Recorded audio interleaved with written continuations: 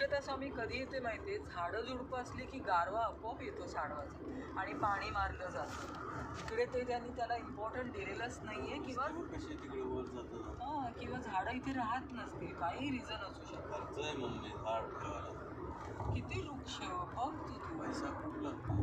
कसा थंडावा येणार तुम्हाला सांग. म्हणता नाही मम्मी मुंबईला आर्टिफिशियल येते मग आणून लावतात झाडं दुबईला एव्हरी 1 or 2 hourला पाणी लागतं त्याला.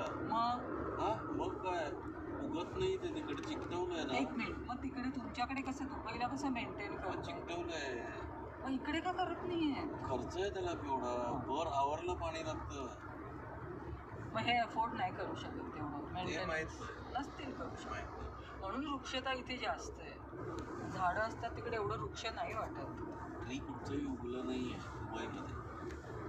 हो, पण दुबईला कसं त्या मेंटेनन्सवर ते लोक स्पेंड करतात. इथे तसं गरज नाही वाटली किंवा तो एक्सपेन्स नकोच आहे त्यांना. पण हे काय मॉल आहे का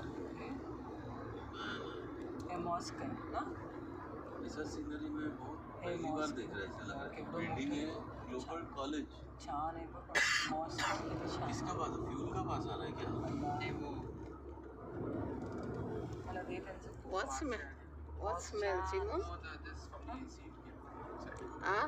From the outside, a seat came. बंद हो गया ना. ये उसका पास है. अपने आगे वाले का